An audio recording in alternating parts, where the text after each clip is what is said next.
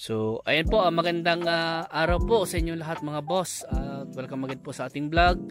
At sa araw po na ito, at andito po kami ngayon sa bayan po ng kuya po naman, sa aming hometown. At kagaling po namin sa bayan ng Rosales. So, ito po ay pangilan na to boss? Pang-5 na? Pang-6? Isa, dalawa, tatlo, apat, pang-5 na to. Pang-5 property na to. Pero yung iba po kasi, yung apat na tinignan po namin kanina, nasa bayan po ng Rosales. So itong bayan ng kuya po tsaka bayan ng Rosales ay magkatabi lang po. Probinsya ng Nueva Ecija tsaka probinsya po ng Pangasinan. So ito po yung 9 hectare po na more or less na ibinebenta po na property nito. Kasama na po yung bahay. At papasokin po natin yung ibang portion po niya doon sa may mga manggahan po niya. At ito nga po, may power line na rin dito. At nakaalong barangay road siya. Ang frontage po niya nasa mga 250 daw po ito, sabi na source po namin, nasa 250 daw po yung kanyang entrada ng property na ito. So tara, punta natin yung ibang parte po ng property na ito. So yung mga boss, pupunta po tayo sa ibang portion po ng property na ito. At ito nga po yung 9 hectare po na more or less na property. At ang presyo po pala ng property na ito ay 15 million na po, all in na daw po yun. Sabi po ng source po namin, si seller na daw po bahala lahat hanggang po sa matransfer po yung title sa pangalan po ng buyer. 15 million po sa sukat po na 9 hectare po. So sige na boss. So ito po yung ano po, pagkunin pa po yan. Siguro nasa mga 100 meters plus pa po siguro yung frontage po niya dito sa part na ito. Papunta na ito yung bayan po ng Rosales. At sige, doon sa loob boss. Ay, dito na lang. Dito na lang ako, maglalakad na ako. Ayan, so ito yung papasok po sa ibang portion po ng property na ito. So may power line na rin po dito. At maganda po, may internet connection na rin pala. You know? Siguro converge tong internet connection niya. So may power line, may internet connection na rin po sa property na ito. So ito po yung papunta po sa kanyang farm. At dito nga po yung manggahan po niya. At palayan. At source of water po niya dito, deep well. Ito nga po yung mga manggahan po niya, mga malilit pa po yung mga mangga niya, mga bata pa po. Siguro na sa mga 15 years o 10 to 15 years po yung edad po ng mga mangga.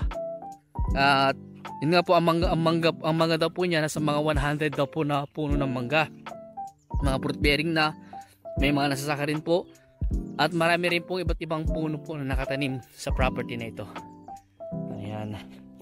So ito yung kanyang magandang part, magandang view. At andun po yung titirahan po ng caretaker po. May CR na, may mga kubo po dyan na itinayo para sa caretaker. Andito na rin po yung kanyang power line, nakakabit na rin po. At meron pa internet connection yung pangalawang kable na maliit, yun po yung internet connection nila. So ito po yung mamanggahan po niyang iba. Ayan po, maliliit pa lang po. Tapos yung iba, malalaki naman na po yung iba. Ayan, dito po maganda po siya, maganda. Tapos kitang-kita mo yung bundok na ano po ito ng Balungaw. Ayan. Tapos panoorin nyo sa kanyang drone video po. Dahil sa drone video kasi may highlight po namin yung boundary ng property nito. Dahil kitang-kita naman po sa drone video yung kanyang boundary. Pero estimate lang naman po yun. Kailangan pa rin natin itong iparelocate para makita po natin yung mga eksaktong boundary po ng property na ito. Ayun, ang ganda. Tsaka tahimik pa po yung lugar.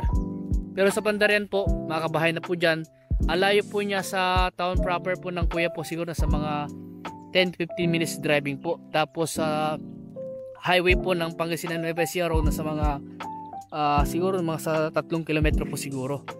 Tapos ang the best po na exit po papunta rito, it's either, pwede lang po dalawa, it's either Carmen exit or Anao exit. Siguro Anao exit na lang po. Tapos sundin na lang po namin kayo. Kung sakaling mag-viewing kayo, susundin po namin kayo sa town proper po ng kuya po. Ayan. At kitang-kita rin dito yung road na yung Tipex sa Bandarian. So ito po yung mayroon po siyang bukid rin po dito. Hindi lang po namin natanong kung ilan yung sukat ng bukid, pero tatanong natin mamaya. Boss, ilan yung sukat ng bukid niya? Ilan yung kayo nasasaka? Mga 5 hectare yung nasasaka. Tapos mga 3.5 po yung nasasaka. Ilan po yung inaari niya, tay? Mga 350 ka ba? More or less. ito po yung property. Nasa 3 hektarya daw po yung nabubukid, tapos yung rest po mga manggahan na po siya, tapos may mga yung residential po niya at yung mga bakanting lote po niya sa part na yan. So ito po yung bahay po ng caretaker. Ayan po yung bahay ng caretaker, tapos yung nga po, ay kala ko CR yun. Bahay pala. So ayan o, nandun si ano din CR. So panoorin nyo po yung kanyang drone video po para makita nyo po yung kabuuan ng property. At ito nga po ay tinamnan po ni tatay ng mga gulay. Ayun o, ito rin po niya dito yung kamote,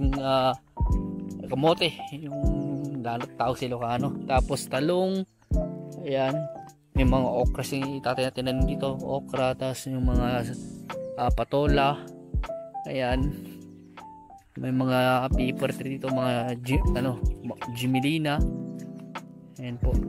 Tapos kasama po yung mga doon part na yan, kasama po yung mga yan. So itong puno na ito, masukal na ito, kasama rin po yan. Tapos yung mga kawayan, kasi dyan na po yung bahay sa part na yan. So 9 hectare po more or less itong property na ito. Ang presyo po ay 15 million all in, hanggang sa matransfer daw po yung title sa pangalan po ng makakabili. Yan. Kung gusto nyo po makita ng personal, samahan po namin kayo. So yun pala yung boundary. So meron pong bakod doon. So hindi na pala kasama yung manggahan doon. So ito lang pala, may bakod dyan, tapos may bakod doon. Okay. Yun na po yung boundary po niya. So ibang part meron siyang bakod, tapos yung iba wala. So kailangan din natin bakuran para at least ma-secure natin yung perimeter po ng property na ito kung sakali po kayo po yung makabili. Ayan. Sa Maynila po 3 oras po ang biyahe. Ayan. Kung may katanungan po kayo regarding po sa property na ito, tawag lang po kayo sa akin. At hindi ko na po malilibot, hindi ko na po mapupuntahan yung ibang part dahil 9 hectare po ito, hindi natin kayang libutin to. So dito na lang tayo sa part na kaya nating ipakita po sa inyo. Ayan. Kung may katanungan po kayo, tawag lang po kayo sa akin. At sa mga bago pa lang sa akin YouTube channel, huwag nyo sanang kalimutan po mag-subscribe at pakihit na rin po yung notification bell para ma-update po kayo sa mga binablog po namin mga property na kagaya nito. So hanggang dito po muna at maraming salamat po sa inyo lahat at God bless po.